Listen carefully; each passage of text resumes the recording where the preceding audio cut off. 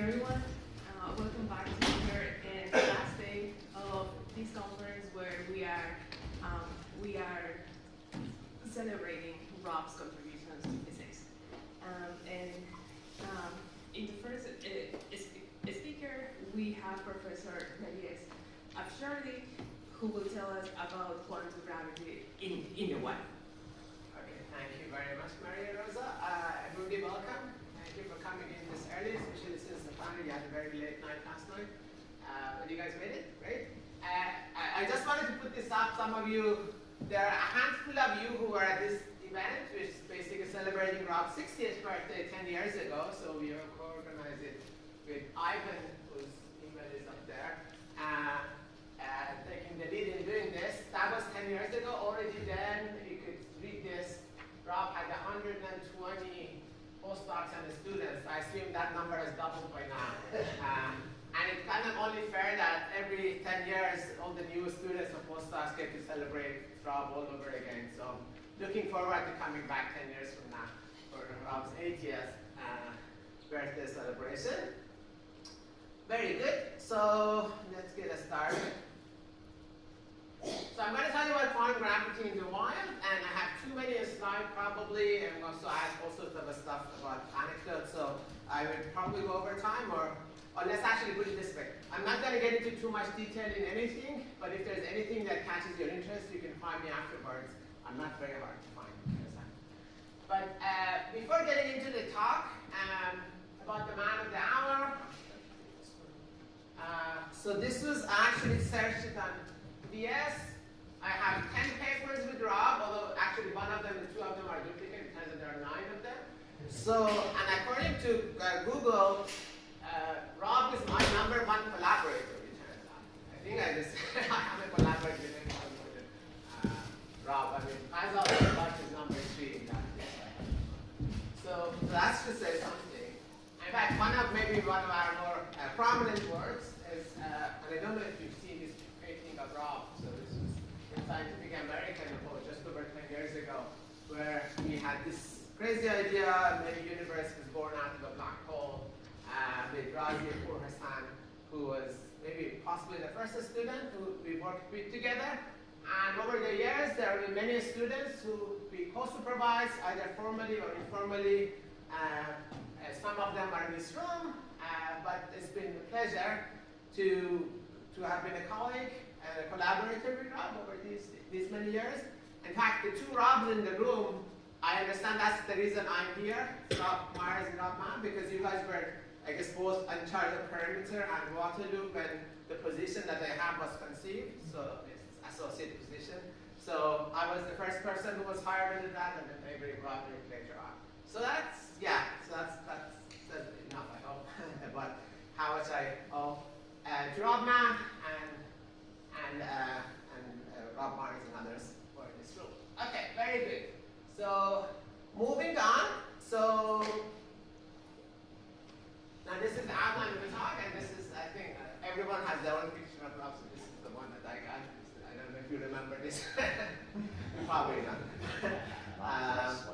Was it from last night? I don't know.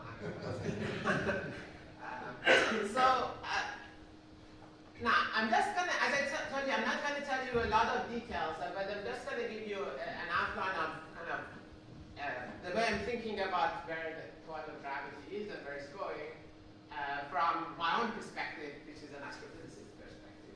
So I'm going to start with why do you think that I think there's a crisis that we need to be aware of.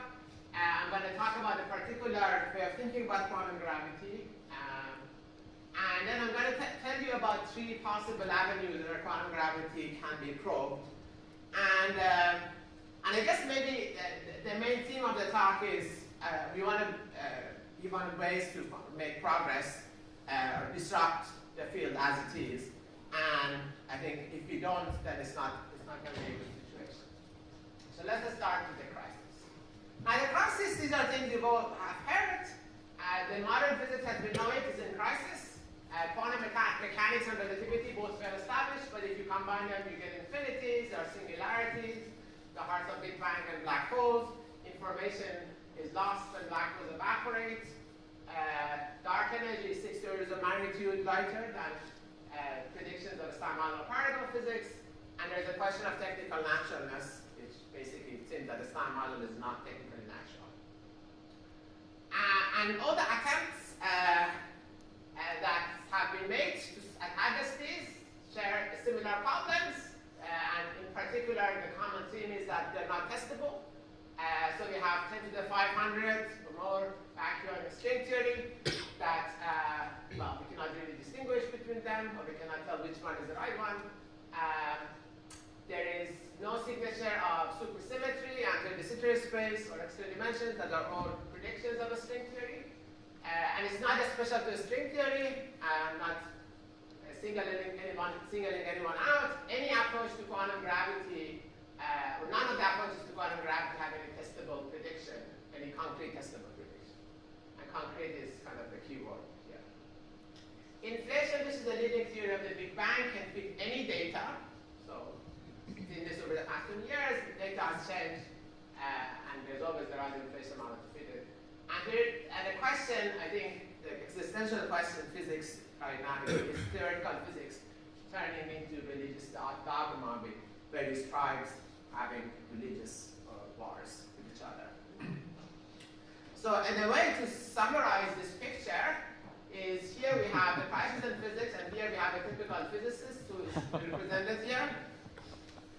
On the one side, we have the nature, who they kind of the physicists strive to explain and make connection to. But that's only one side of the crisis. The other side of the crisis is the society. And basically, physicists trying to justify their existence and why they are still relevant. Would the society move on without them at some point?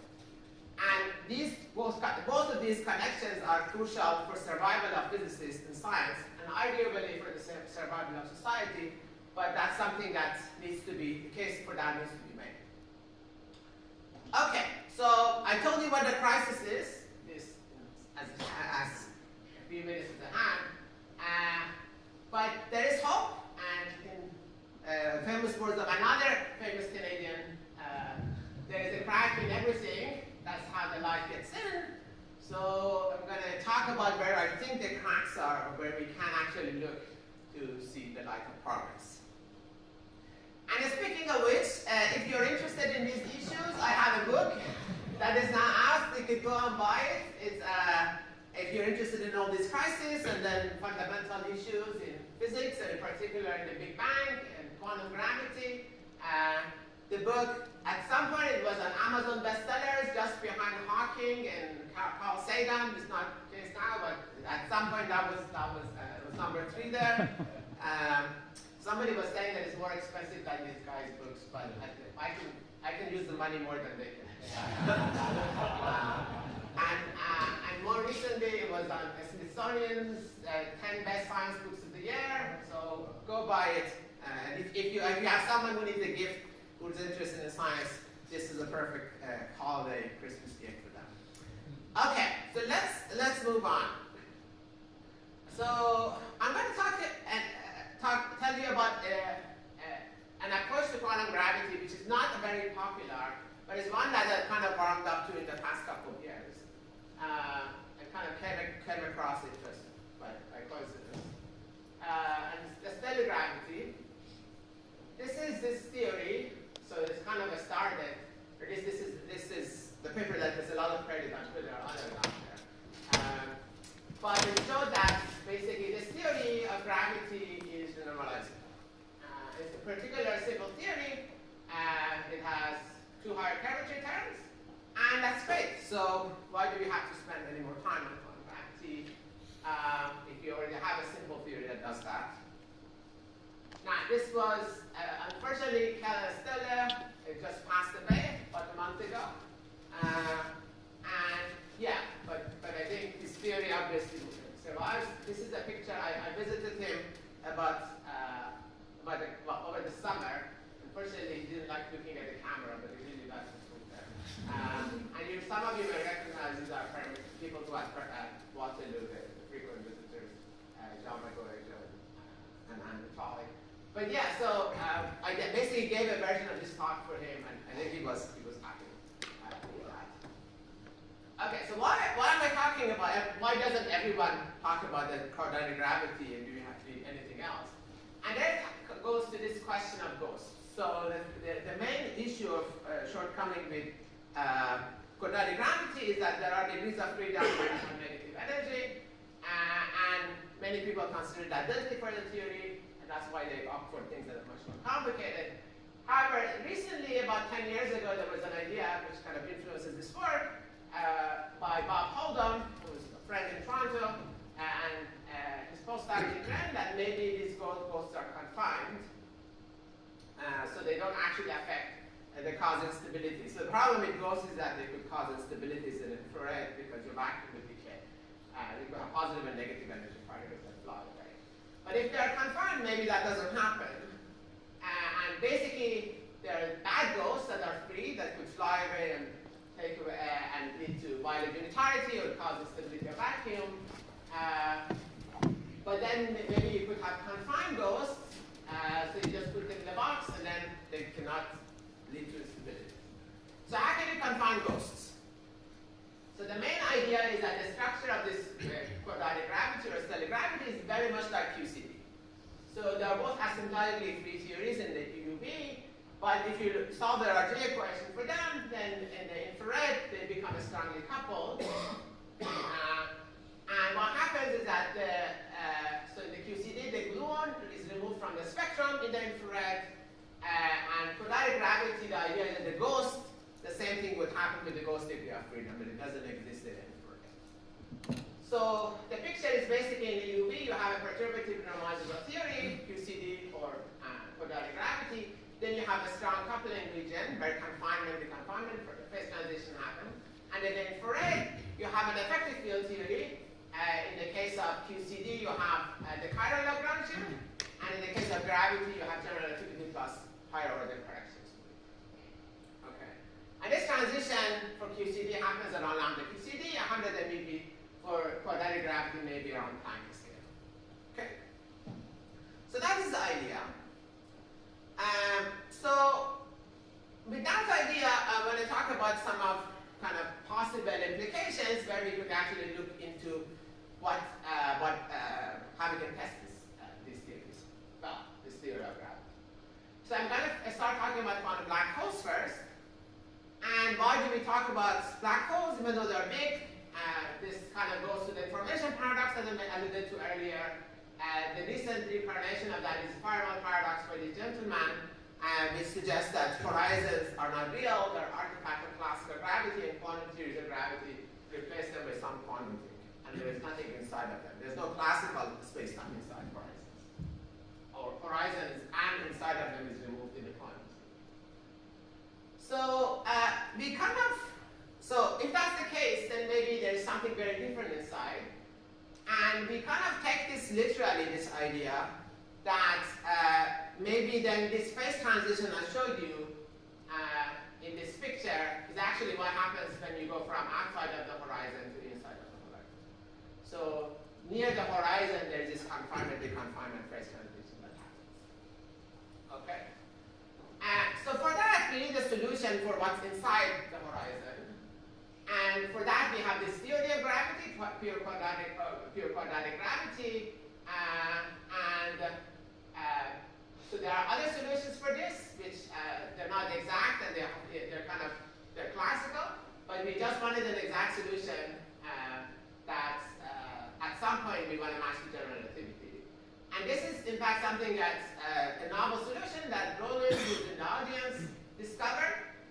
It is a power law, a scale-free solution, kind of you expect, because it's conformal, this theory, well, this without this R squared is conformal. And this is an exact solution that doesn't have any scale. The funny thing about it is it has complex powers. So this is Roland, who's a PhD student here, and working with Jahong Quantan, who's a postdoc here.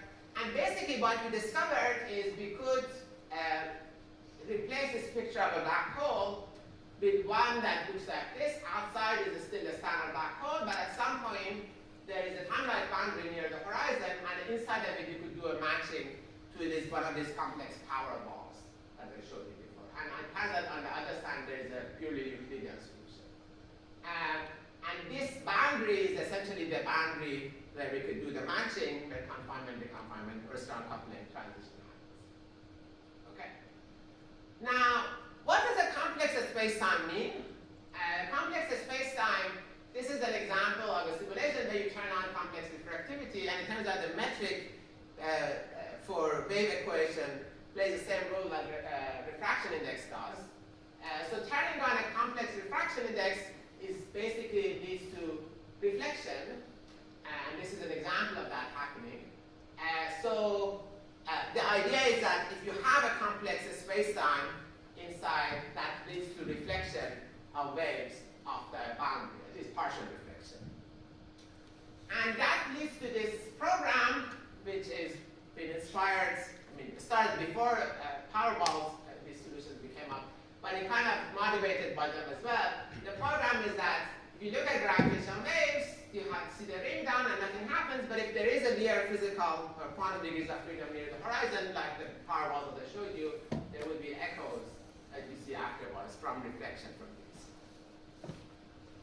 So the amplitude of these echoes, there is one way to think about it, and this is independent of your favorite theory of quantum gravity. It comes from basic detailed balance argument, that if you think of Hawking radiation as a spontaneous emission, then a stimulated emission would be that basically if you put this black hole, which is like a quantum atom, you put it in a background of incident radiation, it's going to stimulate Hawking radiation. And that stimulation leads to basically more things coming out. And from the detailed balance arguments, you can get the reflectivity for this quantum horizon, which is a Boltzmann factor. Okay. And there's also a time scale, which has to do with the time it takes to reach within the Planck length of the horizon. And a time scale, this is something I worked at with Ching Guan, my former student, and Niayesh who's a postdoc, who used to be a postdoc here. And the time scale is basically calculated very precisely in terms of mass and the spin of the black holes. There is only one free parameter, which is the time scale. This is where you put these horizon, how far from the basically charge radius or would-be horizon this membrane would be. But the dependence on that is very, very weak. It's only logarithmic. So you can see that these echoes, when you see them, doesn't depend very much on if this is the Planck length or it's 100 Planck length or 10,000 Planck. And in fact, this time scale happens to be the same time scale that Lenny Susskind and Sekino introduced in 2008, which is the scrambling time. It's something that logarithmic is a number of qubits. And my former student Krishan, in fact, proved that the scrambling time and echo time in all the situations that they're both defined are the same thing, even though they've been discussed in very different contexts, one in holography, the other in gravitational wave observation. So one way to understand this echo time or this scrambling time is that if you look at the basic inside of black hole horizon, the Hawking radiation is trapped, a lot of it is trapped actually inside, and since this is infinitely long in these coordinates to the horizon, the entropy in Hawking radiation is in fact infinite. Okay. However, if you want the entropy to be less than the area over 4G or less than Beckelsman Hawking entropy, then you have to cut this off somewhere. And basically, this free radiation cannot last forever. Where you cut this off, that actually gives you a time scale for reflection off of this cutoff, and that time scale is the same as the echo time. So basically, this is another way of thinking about the information paradox. Instead of looking at it in time, you're looking at it in space, and assuming that there is a finite dimension for the Hilbert space of black hole, tells you that a space-time has to end somewhere, and that's the time to reach that is given by log of entropy divided by temperature. Okay, so have you seen echoes? The answer is not really definitively. This is one event that shows something that looks like echoes, but it turns out that most of the events in LIGO that have been looked at don't show evidence for echoes. One is supporting or ruling that. So the jury is still out on this. However, I'd like to argue that these echoes to LIGO are basically like Higgs to LHC. Unitarity, basically another reasonable assumptions require that we find Higgs or something weird or something different in LHC. Might have been something more weird than Higgs. And echoes is a similar prediction, but for gravitational waves, that basically similar types of assumption requires that you see evidence of the boundary of one type or another. Of course, the evidence could be much more weird than what we've imagined, but it's a similar type of prediction. Now, we haven't detected them, but the future is bright. So Susan is a postdoc at PI, Dingwell was former student, and they kind of try to implement this in numerical simulations, and they claim that even LIGO cannot definitively detect echoes, the next generation of gravitational waves can detect them at 10 sigma. So, 5 minutes, thank you. There is another direction, and you could look at tests of no-Hertz theorem for multiples of black holes, and this is work with Shokufe Faraji, who's a postdoc here in the audience. And she basically showed that if you want to, again, have a finite entropy for black holes, but also at the same time solve Einstein equations outside of black holes, then generally you violate the no-Hertz theorem, and this is the level of violation. So for Kerr black geometry, these quantities should vanish. But for these solutions that don't have infinite entropy but have a finite entropy, then you get around a few percent of violation of the Hertz theorem. And this is the formula that she derived. That basically this is the Lambert function that relates Q, which is essentially the deviation from the Kerr geometry, is given by log of entropy in the same way that we saw before.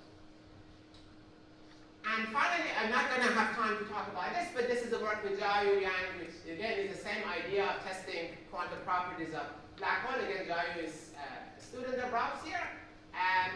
But I think this is a very different but exciting direction that maybe you could test these ideas in laboratories, because there are analog black holes that have the right entropy to represent kind of quantum black holes out there in the sky.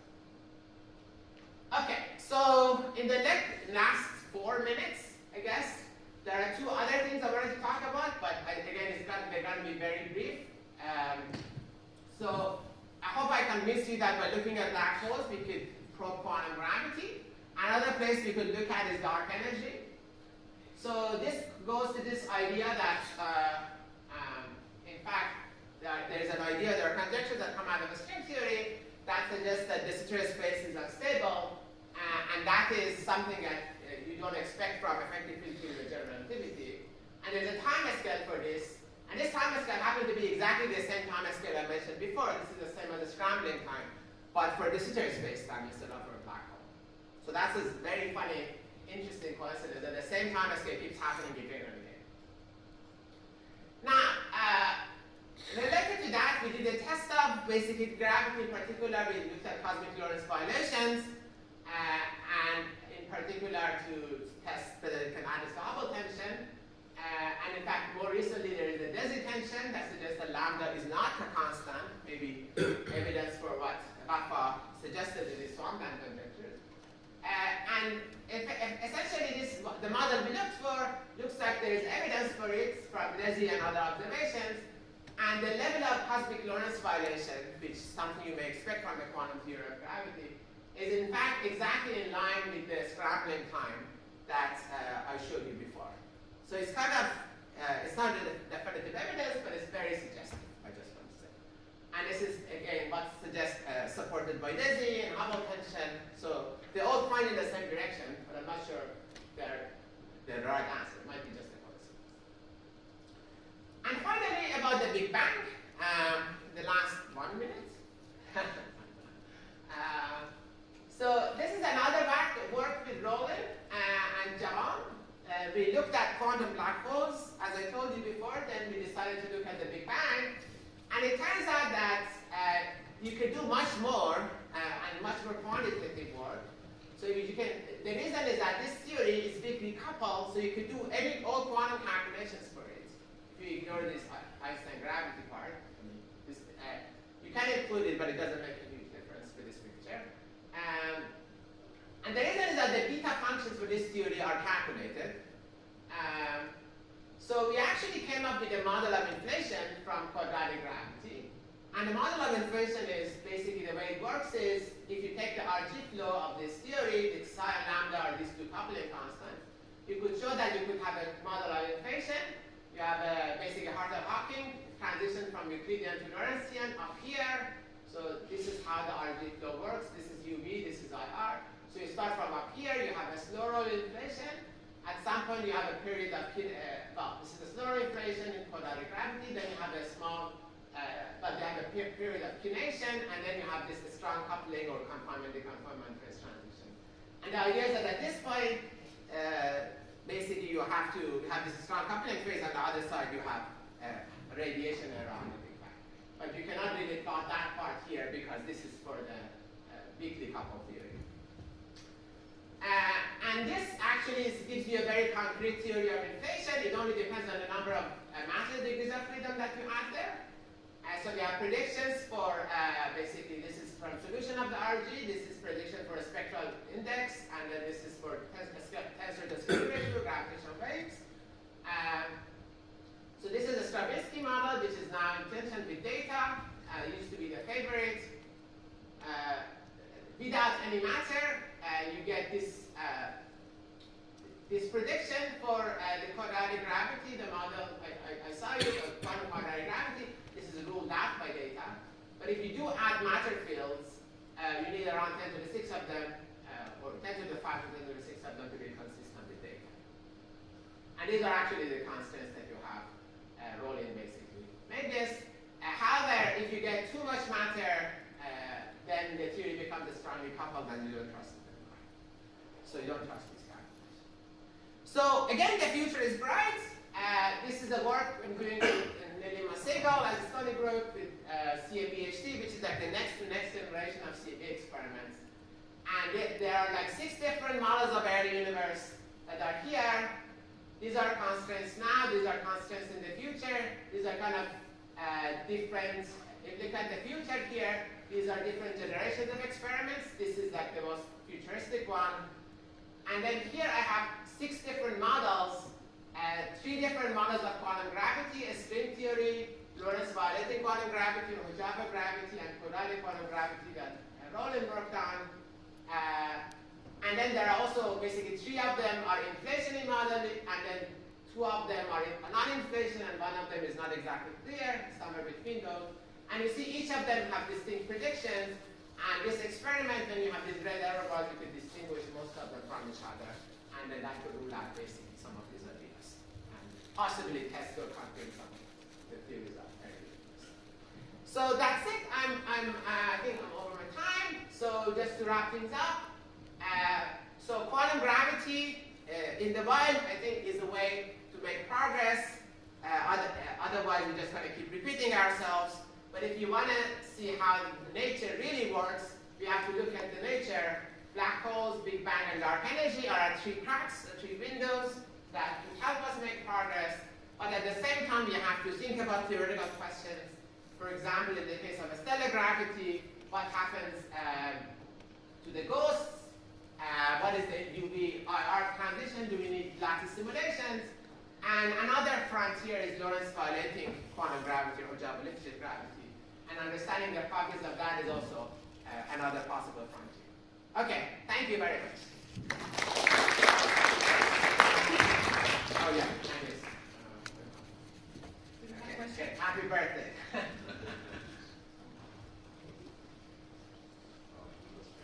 Thanks, Niayesh, for that very nice talk.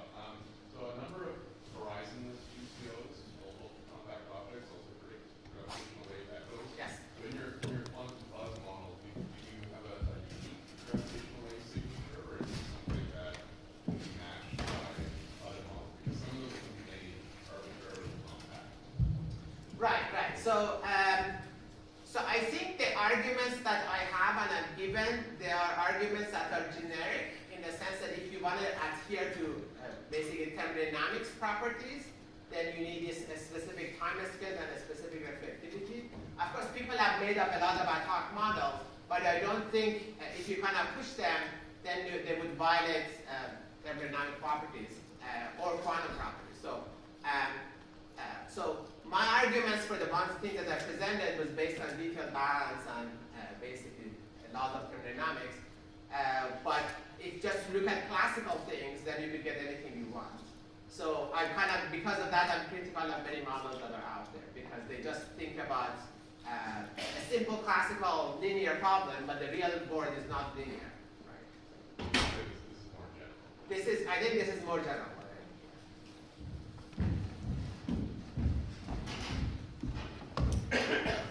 Thank you for the nice talk. So I have a very naive question. So if I follow the stellar gravity picture, then asymptotically it's Einstein gravity, and in deep inside the region there might be some modified classical description. And I just wonder, so if there is some echo is generated nearby inside and propagate to outside, but Yes. In the intermediate region there might be some strong coupling region. So can it spoil such a gravitational waves, or it is still possible to connect? So my argument is that exactly because of that strong coupling, there will be echoes. Because there is outside, there is general relativity and there's empty space, so the waves just propagate freely. But if there is a strong coupling region where you have basically a phase transition, like this wall, right? When you hit the wall, then you expect generally reflection. So that's why you need reflection. But also computing exactly how much reflection you get is a difficult problem. This is why I was using thermodynamic arguments for it. Because otherwise, using the actual action of the theory to do that, I mean, in principle, it should be possible, but it would be a hard problem.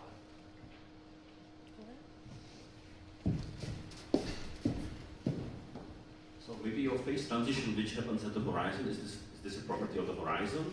So should I expect that it will happen for the Rayleigh space as well? This is a good question. That what's the difference between Rayleigh space and black hole? And locally, obviously, they are the same thing. But as we know, phase transitions are not local effects; they are actually global, right? So if you set the temperature of the room, you set it after there's a heater somewhere there. So in particular, the time scales that I'm giving you, they go as log of entropy. So a Rayleigh space, log of entropy of the horizon is infinite because the area of the horizon is infinite. So formally, then you could just say, in principle, it happens for the Rayleigh space is good, but it takes infinite time. That's why you don't see it. But in things that have compact horizons, then it's really a big difference between compact horizons and non-compact horizons. If you have compact horizons, then these things can actually happen in finite time.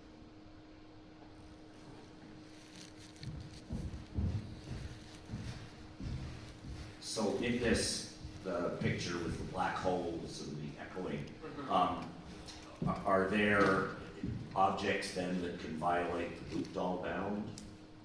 That's right, because Bookdahl bound is for perfect fluids.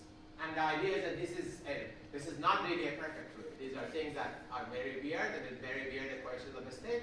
Probably you shouldn't even define an equation of the state for them, because that's still assuming the semi-classical description. Absolutely. Do we have more questions?